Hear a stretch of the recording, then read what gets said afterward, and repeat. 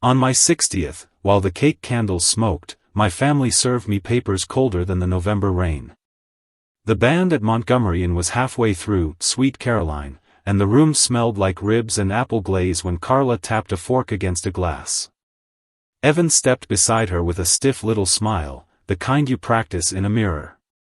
He handed me a birthday card that felt too heavy for paper. Inside were two things: an eviction notice dated November 16th and the front page of divorce papers with my name printed neat as a label.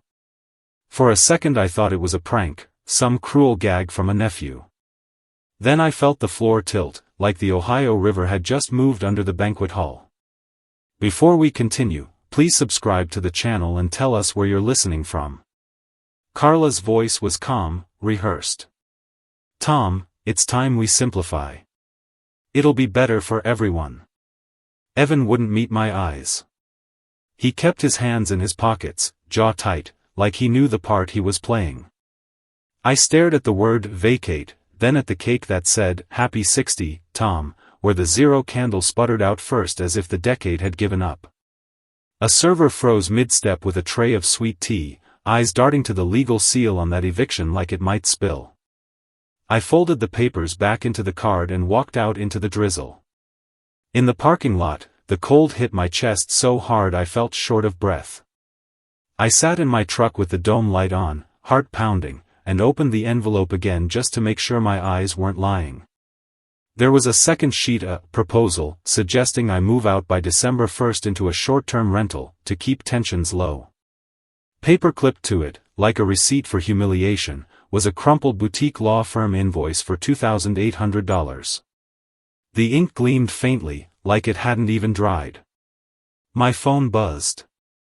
A text from Evan: "It's cleaner this way. You'll be fine, Dad." Cleaner.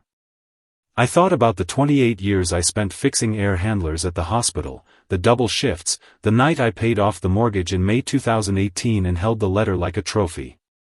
That house wasn't just wood and nails, it was my retirement. The drive home felt longer than it was. Wet leaves stuck to the curbs, porch lights fogged in drizzle. Inside the kitchen, the fridge relay clicked on loud in the silence. On the counter sat a thin stack of new mail addressed to someone I didn't know, Evan Properties LLC. My name wasn't on it. My name wasn't anywhere. A magnet held a credit card slip on the fridge: Riverview Locksmith Service call. October 28th. Not my handwriting. Not my signature. I touched my house key and it suddenly felt like a fake. I didn't sleep. I laid the deed, the payoff letter, and the eviction side by side across the table and photographed them with trembling hands. Not for memory, for proof. Proof that something was being stolen in plain sight. At 12:01 a.m., the house felt colder than the rain outside. I pulled the chair closer to the table, opened a new spiral notebook, and wrote 3 words in block letters: every receipt counts. The silence in my kitchen the next morning was so loud I could hear the fridge relay click on and off.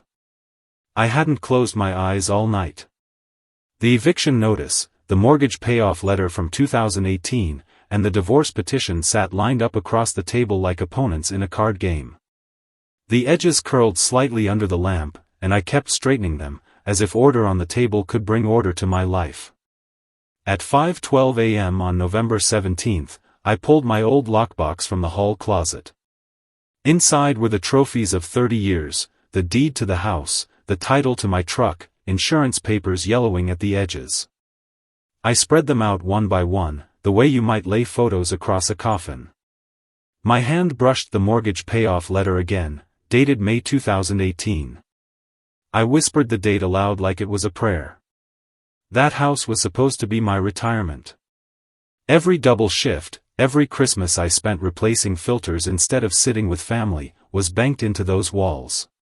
And now Carla and Evan wanted me to move into some short-term rental by December 1st, like a stranger who had overstayed his welcome.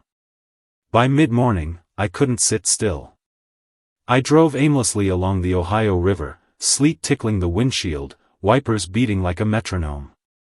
At one point, I pulled into a self-storage facility. I walked into the office and asked for a brochure. The clerk slid one across the counter. It smelled of fresh ink. I stared at the prices for 10 by 10 units, thinking about boxing up my life into metal cubicles. My chest tightened. I walked out without signing, tossed the brochure on the passenger seat, and sat there watching my breath fog the glass. When I finally drove home, Carla still hadn't returned. Her side of the closet looked hollow, her jewelry box was gone, the good suitcase missing. In the dresser drawer, the groove where I always set my wallet felt emptier than usual. I sat on the bed, hands resting on my knees, listening to a house that suddenly seemed hostile. At 6:30 that evening, I wandered back into the kitchen. I made coffee though I didn't need it, poured it into a chipped mug, and stared at the fridge. That locksmith receipt, Riverview Locksmith, October 28th, was still pinned under the chili pepper magnet. The words blurred. I pulled my phone from my pocket, snapped a picture, and saved it under a folder I created right then, proof. It wasn't nostalgia anymore. It was evidence. My hands shook so badly I had to set the mug down before I spilled it. My phone buzzed just as I did.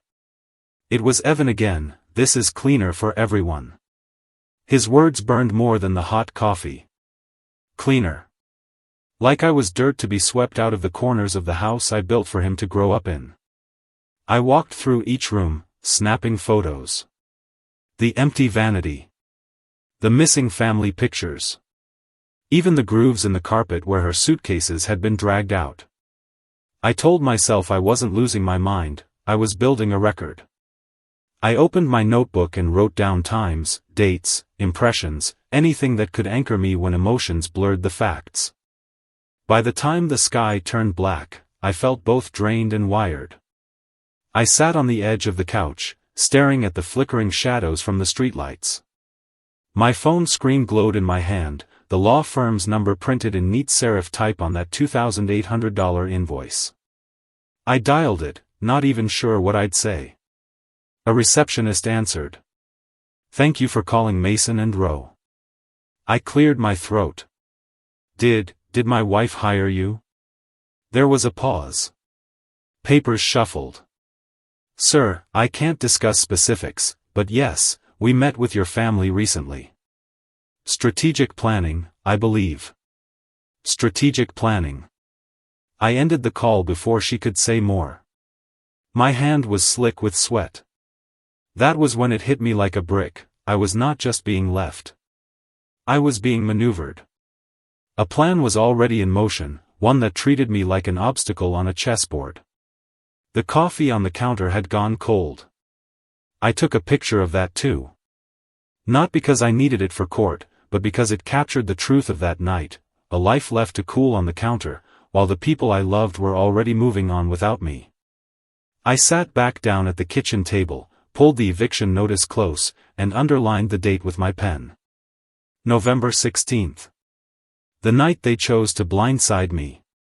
Then I wrote a single line beneath it, "Find out everything." That was the moment the collapse shifted into something else. I didn't sleep on November 18th either. By dawn, I was flipping through the spiral notebook like a detective instead of a man with a family. Every line I'd written the night before felt like a breadcrumb. Find out everything. Those 3 words burned in the middle of the page. On the morning of November 19th, I drove downtown, past the courthouse, past the river where fog hung low, and into the brick building that housed Avery Chen's law office. I'd known Avery in passing through the Union, sharp, steady, the kind of lawyer who didn't sell theatrics but outcomes. Her office smelled of lemon polish and old case files.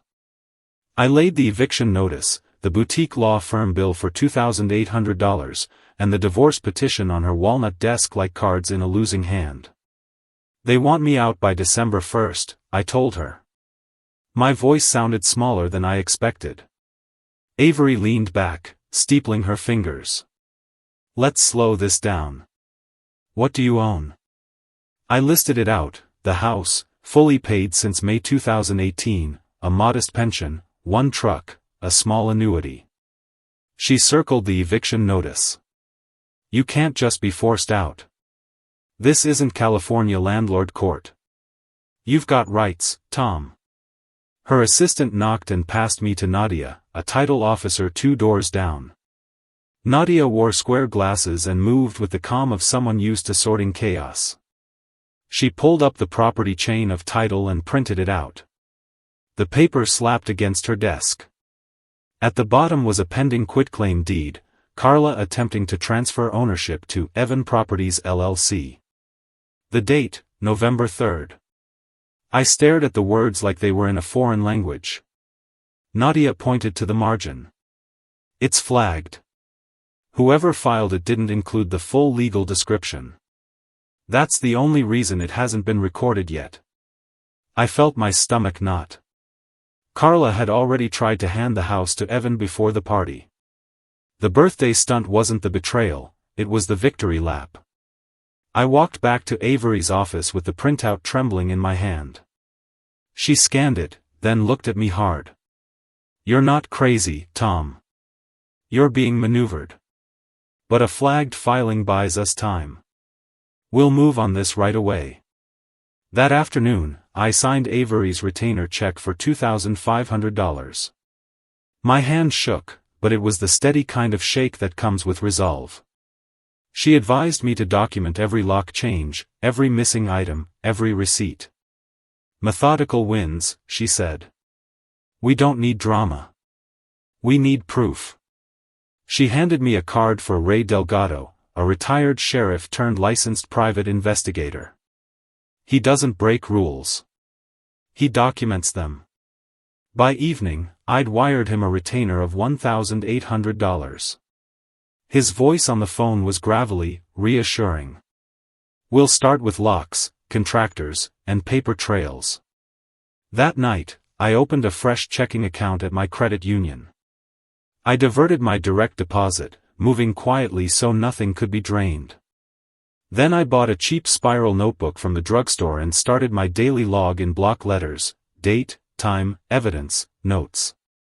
November 19th entry, spoke with Avery. Quitclaim filed November 3rd. Flagged. Retainer signed. Contacted PI. Opened new account. Every receipt is my pension. For the first time in days, I felt a thread of control slip back into my hands.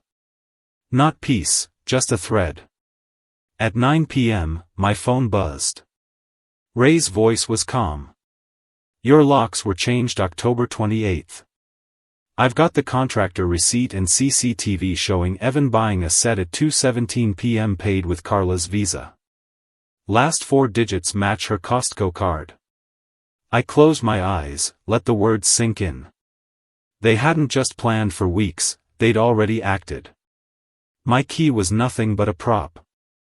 I walked to the back door, slid the key in, and felt the resistance. Different pins. A lock that wasn't mine anymore. I didn't force it.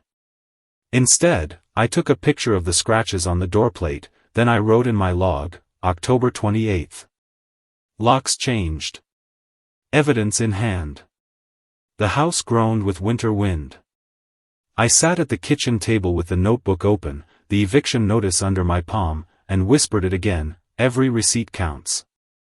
This wasn't collapse anymore. It was planning. The first clean wind tasted like cold water after a storm.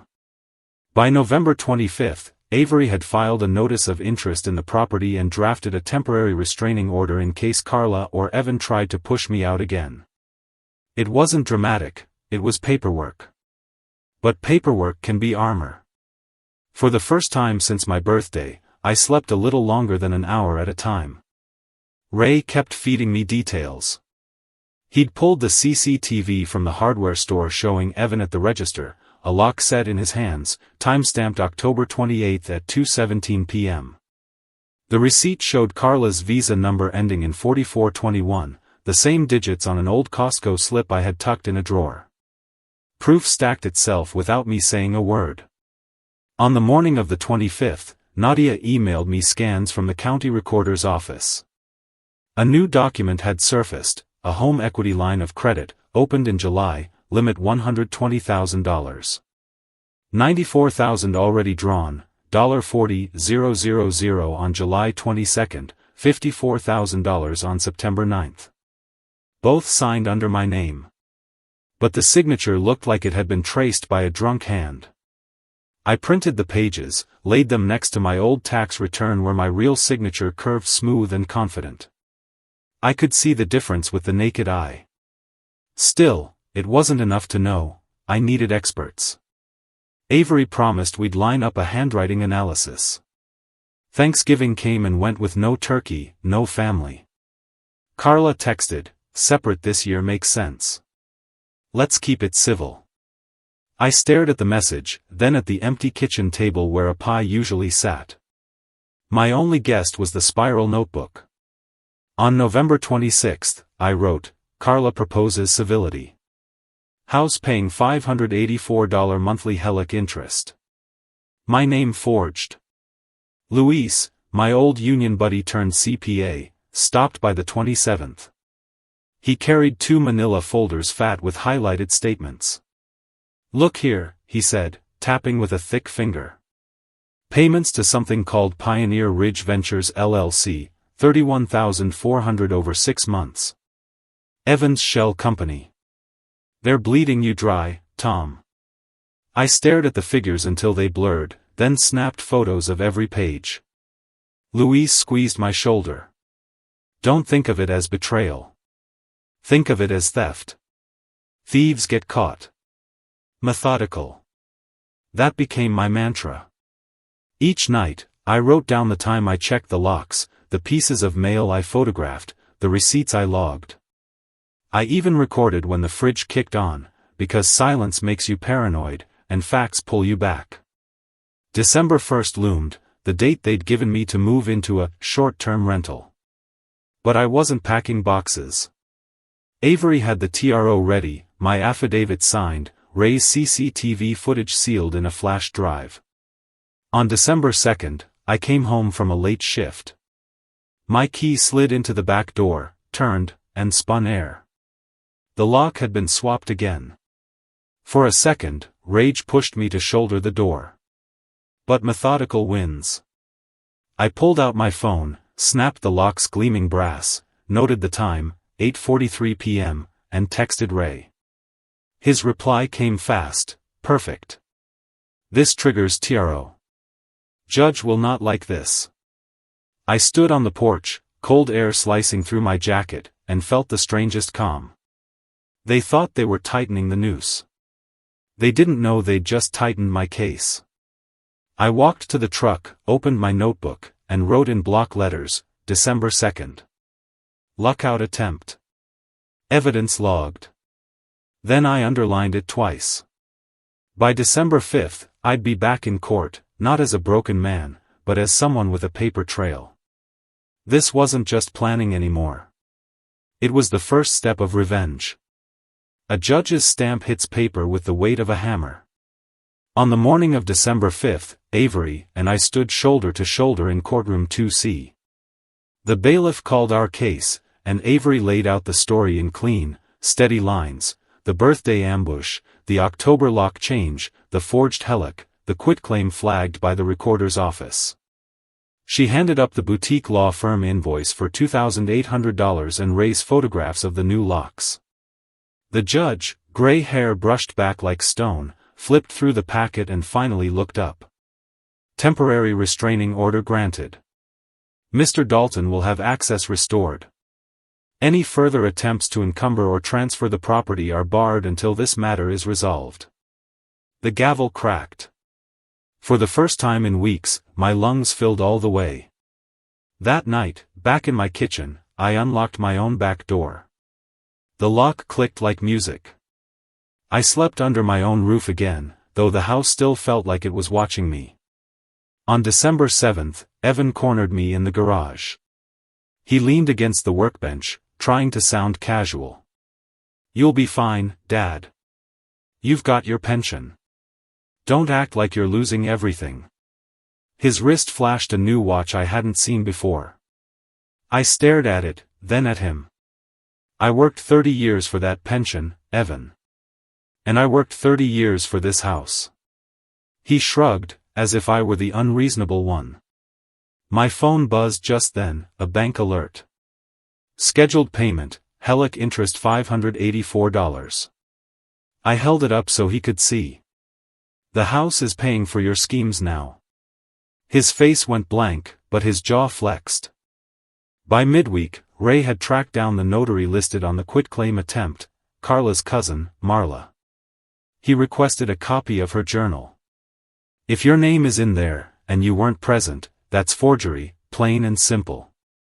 The kitchen grew colder that night, though the oven was on preheat.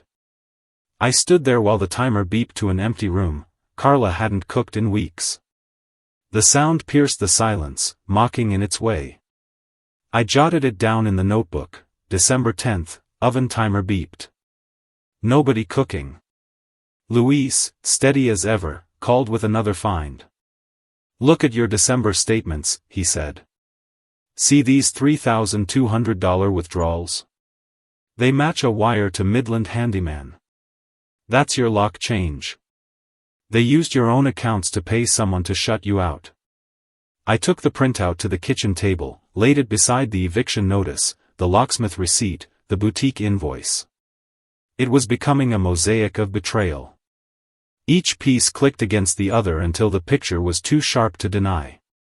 On December 12th, Ray texted me a photo of the notary journal. There it was, my name, my supposed signature, notarized at 2:30 p.m. on August 12th. That was the day I'd worked a double shift at the hospital, clocked in at 6:11 a.m., clocked out at 6:05 p.m. There was no way I had been at a coffee shop signing anything. I pressed the photo against the table, my hand shaking, and whispered, they really thought they could erase me.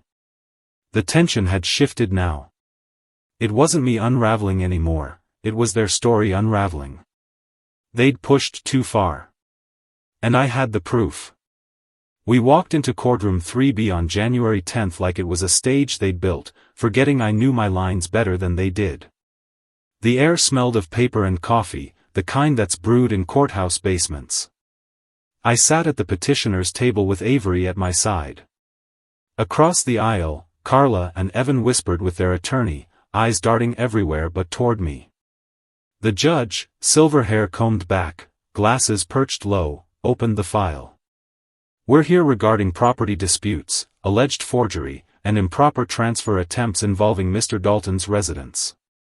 His voice was dry, but it carried. Avery rose. Your Honor, this is not just a divorce case. This is a calculated attempt to strip a man of his paid-off home, his retirement security, and his dignity. We will show attempted fraudulent transfer, forgery of financial documents, and unauthorized encumbrances against the property. She placed Exhibit 1 on the table, the eviction notice dated November 16th, slipped into my birthday card. On the very night Mr. Dalton turned 60, his wife and son blindsided him with this eviction. Simultaneously, they had already attempted a quitclaim transfer to an entity called Evan Properties LLC. The judge raised an eyebrow. Carla's attorney shifted in his seat. Exhibit 2 followed, the flagged quitclaim, printed from the recorder's office. Avery pointed to the missing legal description. The only reason this fraudulent deed wasn't recorded was clerical error. Then came Exhibit 3, the Hellick documents. Opened July 22, $40,000 drawn. September 9th, another $54,000 drawn. Signed under Mr. Dalton's name. She handed up the handwriting expert's report. High probability of simulation. Not his hand. This debt was placed on the marital property without his knowledge. The judge leaned forward. Mr. Dalton, you're telling me you didn't authorize this loan? I stood. My knees felt weak, but my voice was steady. I never touched those papers, Your Honor. I was at work every day those signatures were supposedly made. I've got time cards, I've got pay stubs. They forged my name. Avery nodded. And will show corroboration. Ray was called next. He introduced Exhibit 4, CCTV footage from October 28, timestamped 2:17 p.m., showing Evan buying a lock set at a hardware store. He paid with a Visa card ending in 4421. Belongs to Carla Dalton. He clicked the photo of the receipt into evidence. The judge looked at Evan. Mr. Dalton, why were you changing locks on a house under restraining order review? Evan shifted in his chair, face flushing. We thought, he glanced at his mother. We thought Dad wouldn't mind. A ripple of laughter ran through the gallery before the judge banged his gavel. Order. Next came Diane, my neighbor, sworn in with trembling hands. She testified how she saw Evan carrying a lockbox into my garage the afternoon of October 28. I remember because it was the same day my granddaughter's birthday balloons were tied to the porch. I watched him take it inside. Then came Exhibit 5, the notary journal, showing my supposed signature notarized on August 12 at 2:30 p.m. Avery handed up my time card for that exact day, clocked in 6:11 a.m., clocked out 6:05 p.m. The judge studied both for a long moment, then looked directly at Carla. Mrs. Dalton, care to explain how your husband signed this document while working a 12-hour shift across town? Carla's lips parted, but no words came out. Her attorney leaned close, whispering frantically, but she just shook her head. The final nail came with Exhibit 6, the staging consultation flyer addressed to Evan Properties LLC, dated January 4. Avery held it up. While under a court order not to transfer or encumber the property, they were actively preparing to stage and sell the home. This flyer proves intent. The judge exhaled sharply. He leaned back in his chair, then forward again, speaking slowly. This court finds the quitclaim void. The HELOC is hereby frozen pending fraud review. Mr. Dalton retains access and possession of the residence. Any further interference will be considered contempt. This matter is referred to the county prosecutor for potential notary misconduct. The gavel fell. 3 sharp cracks. Carla stared down at the table, her shoulders shaking. Evan rubbed his temples, jaw tight, eyes darting anywhere but mine. Outside the courtroom, the air felt cleaner, sharper. Evan muttered as we passed in the hallway, "You didn't have to scorch earth." I stopped, looked him dead in the eye, and said quietly, "I didn't scorch earth. I watered the truth." He looked away. As Avery packed the files, I felt the strangest mix of exhaustion and relief. Weeks of sleepless nights, photographs, receipts, and notes, all those quiet hours hunched over the spiral notebook, had led to this. Justice wasn't loud. It was methodical. And in that courtroom, it had spoken louder than betrayal ever could. Justice doesn't roar, it itemizes.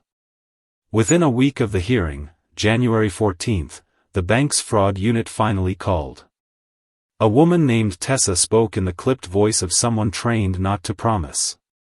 "Mr. Dalton, given the documentation you and your counsel submitted, the notary journal, time cards, handwriting report, we're placing the HELOC under fraud review. No further interest will accrue while we investigate." I wrote it down exactly in my notebook, January 14, HELOC interest paused. Review active. Then she added, "Provisional credit is possible, pending documentation from our end." I underlined, "possible," twice. Hope is a dangerous solvent, it can dissolve your caution if you let it. That afternoon, Avery emailed me a scanned letter from Mason & Rowe, the boutique firm that billed the $2,800. They were withdrawing representation for conflicts. Translation: their client's story had sprung a leak. I printed the letter and paper clipped it to their bill like a matched set. Ray texted a screenshot of the notary board's intake acknowledgement. "Your complaint and exhibits have been received. Case number assigned." He added, "They don't move fast, but they do move."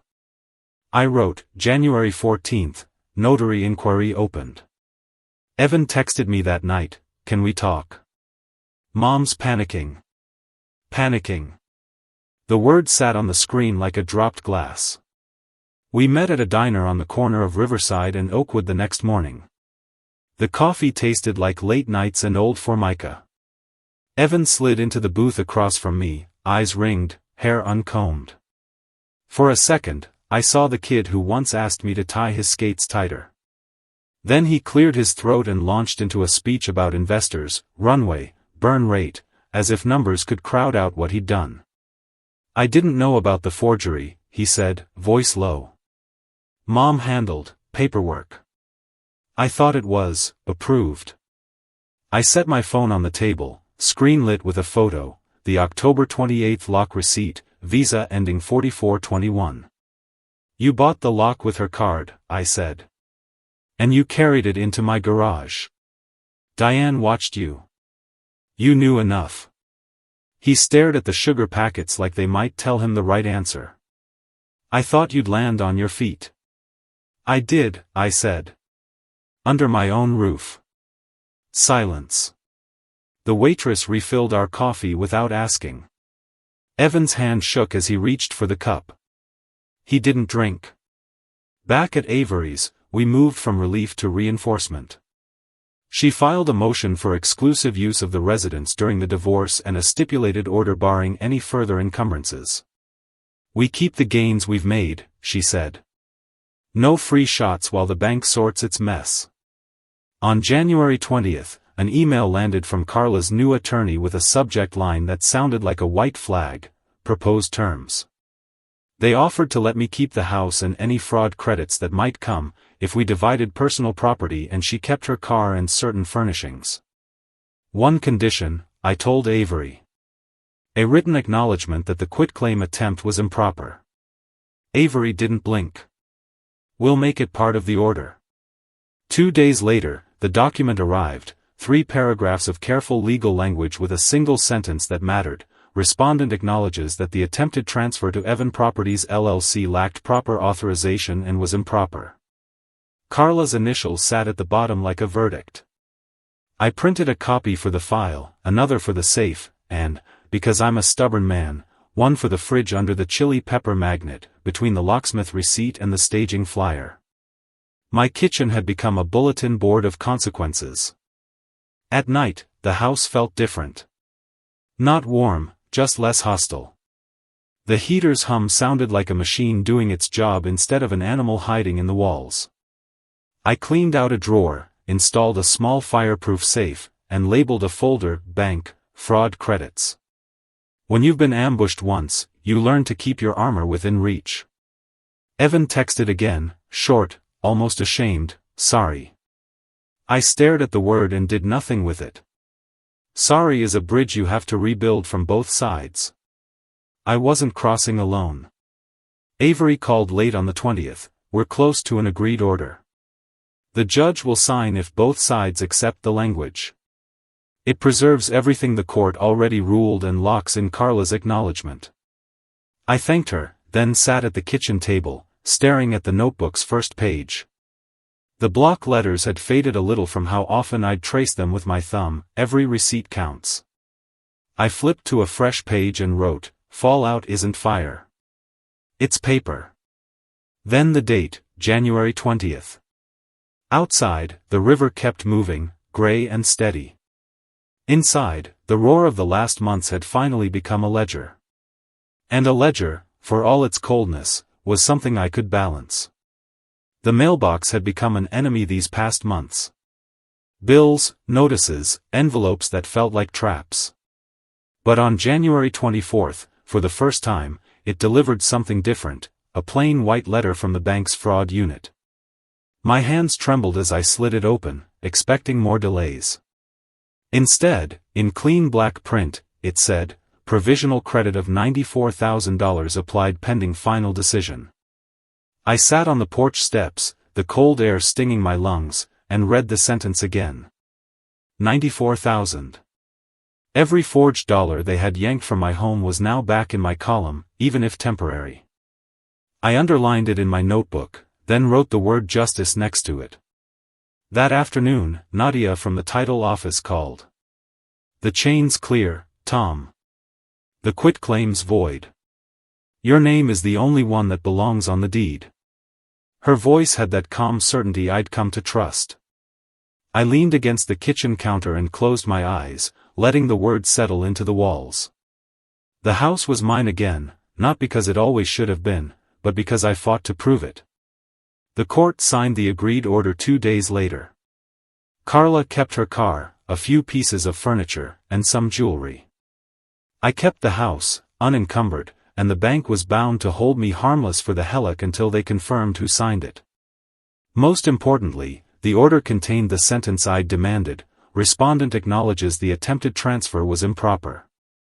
Her initials beside that line were worth more than gold. I walked through each room like it was new. In the hallway, I touched the marks on the doorframe where Evan's height had been charted in pencil. In the bedroom, I opened the drawer where Carla's jewelry box once sat. And in the kitchen, I replaced the old lock myself, this time with a receipt in my name, stapled neatly into my folder. Justice isn't about erasing what happened. It's about owning it so fully that no one can deny it. That's why I went further. I updated my will, leaving the house to Evan only if he rebuilt trust, with a charity named as secondary beneficiary. I called Avery to witness the signature. She nodded. Smart. Boundaries with teeth. When the safe was bolted to the closet floor, I placed inside 3 things: the deed, the bank's fraud letter, and the quitclaim acknowledgement. Then I shut the lid, turned the key, and exhaled. On January 28th, Carla and I met in Avery's conference room to divide photos and books. She wept once, sharp and brief. I didn't comfort her. I didn't sneer either. We passed albums across the table like we were trading relics. When it was over, she walked out with her car keys jangling, and I stayed behind, staring at the papers we'd signed. No more tricks. Just signatures that told the truth. That night, I cooked myself dinner, real dinner, not microwave meals, and when the oven timer beeped, it wasn't mocking me. It was mine. Justice doesn't roar. It doesn't scream. It arrives in plain envelopes and signed orders, in frozen loans and voided deeds. It arrives when the house you nearly lost greets you at the door with locks you bought yourself. I sat at the kitchen table, notebook open, and wrote one final line for the day: justice is proof made permanent. The house sounded different once the fear left. On January 28th, after signing the last property lists in Avery's office, I drove home along the Ohio River. The sky was pale gray, the kind that makes the water look like steel. For weeks, I'd driven this route with a knot in my chest. That night, it was still there, but smaller, like a knot that finally came loose after years of pulling. I unlocked my own front door with the new brass key and stepped into a silence that no longer threatened me. The heater hummed steady, not sinister. The walls no longer leaned in with secrets, they just stood, plain and honest, like they had for 30 years. I carried the signed acknowledgement from Carla into the kitchen and placed it under the chili pepper magnet on the fridge. Beside it, the locksmith slip, the staging flyer, the bank's fraud letter. My kitchen had become a gallery of survival. I sat at the table, spreading the spiral notebook open to its first page. Block letters, written the night of my birthday, every receipt counts, I traced the words with my thumb. That line had carried me through collapse, through court, through betrayal. And now it meant something more. I thought about the people who might hear this story, men and women who've worked too long to be called replaceable by the very ones they raised. Folks who held on to receipts not because they liked paperwork, but because they knew proof is sometimes all you have when love turns its back. Justice, I learned, isn't loud. It's quiet, boring even. It's filing the right forms, snapping the right photos, saving the right slips. It's walking into a courtroom armed not with anger but with a paper trail. And for people like me, 60 years old, closer to retirement than to beginnings, that kind of justice is enough. I made dinner that night, real dinner. Chicken in the oven, potatoes sizzling in a pan. When the timer beeped, I smiled. Not because of the food, but because the sound no longer mocked me. It reminded me I was still here, still standing in the house I paid for with years of sweat and double shifts. Evan emailed on February 1st. Just one line, can we meet? I have a plan. Plans. Always his word. I didn't answer right away. Instead, I wrote in my notebook, reflection, justice is not revenge. It's a boundary with proof behind it, I closed the book and looked around the kitchen. The light over the table flickered slightly, the way it always did in winter. For the first time in months, I didn't see it as a flaw. I saw it as a reminder, things aren't perfect, but they're mine. And that, after everything, was enough. The house sounded different once the fear left. On January 28, after signing the last property lists in Avery's office, I drove home along the Ohio River. The sky was pale gray, the kind that makes the water look like steel. For weeks, I'd driven this route with a knot in my chest. That night, it was still there, but smaller, like a knot that finally came loose after years of pulling. I unlocked my own front door with the new brass key and stepped into a silence that no longer threatened me. The heater hummed steady, not sinister. The walls no longer leaned in with secrets, they just stood, plain and honest, like they had for 30 years. I carried the signed acknowledgement from Carla into the kitchen and placed it under the chili pepper magnet on the fridge. Beside it, the locksmith slip, the staging flyer, the bank's fraud letter. My kitchen had become a gallery of survival. I sat at the table, spreading the spiral notebook open to its first page. Block letters, written the night of my birthday, every receipt counts. I traced the words with my thumb. That line had carried me through collapse, through court, through betrayal. And now it meant something more. I thought about the people who might hear this story, men and women who've worked too long to be called replaceable by the very ones they raised. Folks who held on to receipts not because they liked paperwork, but because they knew proof is sometimes all you have when love turns its back. Justice, I learned, isn't loud. It's quiet, boring even. It's filing the right forms, snapping the right photos, saving the right slips. It's walking into a courtroom armed not with anger but with a paper trail. And for people like me, 60 years old, closer to retirement than to beginnings, that kind of justice is enough. I made dinner that night, real dinner. Chicken in the oven, potatoes sizzling in a pan. When the timer beeped, I smiled. Not because of the food, but because the sound no longer mocked me. It reminded me I was still here, still standing in the house I paid for with years of sweat and double shifts. Evan emailed on February 1st. Just one line, can we meet? I have a plan. Plans. Always his word. I didn't answer right away. Instead, I wrote in my notebook, reflection, justice is not revenge. It's a boundary with proof behind it. I closed the book and looked around the kitchen. The light over the table flickered slightly, the way it always did in winter.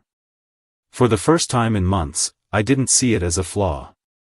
I saw it as a reminder, things aren't perfect, but they're mine. And that, after everything, was enough. He brought a pitch deck to a coffee where I only brought patience. February 1st, 9:30 in the morning, I walked into the cafe on Vine Street with nothing but my notebook and a steady calm. Evan was already there, laptop open, slides glowing with charts and buzzwords. He looked thinner, worn down, but his eyes still carried that restless gleam, the look of someone always hunting for shortcuts. "Dad," he said, almost pleading, "I've got a plan. If you back me this time, I can turn it around." He slid the laptop toward me. Numbers, projections, promises. All the things I used to want to believe. I pushed it back gently. "No, son. We're not talking about plans. We're talking about work." He blinked, like he hadn't heard me right. "Work? You mean?" "Yes," I said. "A job. A paycheck you earn. Not a scheme you sign my name to." His face tightened. You don't understand how things are now. It's about leverage, Dad, about capital. I cut him off. It's about honesty. You want leverage? Earn trust first. For a long moment, we just sat there, the hiss of the espresso machine filling the silence. Finally, he closed the laptop, slower than he wanted to, like even that motion felt like defeat. He tried once more. At least co-sign a lease for me. Just to get me through the next few months. I shook my head. No, Evan. That's not what I'm here to give. I'll make introductions at the plant. I'll vouch for your willingness to work. That's it. His eyes flashed, anger, shame, maybe both. He leaned back, arms crossed, like a teenager again instead of a grown man. I reached into my pocket, pulled out the old brass house key I'd found still on his ring after the court date. And you can give me this. For a second, I thought he'd argue. But he slid the key across the table. I picked it up, heavy and warm in my palm, then slipped it into my jacket. When the bill came, I paid for both coffees. Not as a favor, just a line drawn in quiet ink. Back home, I placed that returned key in a small drawer marked proof. Then I opened my notebook, flipped past every page of receipts and dates, and wrote one last line: you didn't lose me, you gave me away. I set the pen down, closed the cover, and placed the book on the mantel next to an old photograph.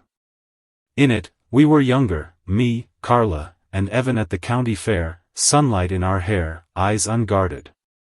A different life. Then I stepped outside. The air was sharp, the river steady, the sky a cold stretch of gray. For the first time in months, I didn't feel like a man clinging to the past. I felt like a man standing in the present, with a house that was mine, a life I had defended, and a truth no one could take away. Because in the end, revenge isn't about destruction. It's about boundaries. And justice is the quiet knowledge that every receipt, every photograph, every page of a notebook can outlast a lie.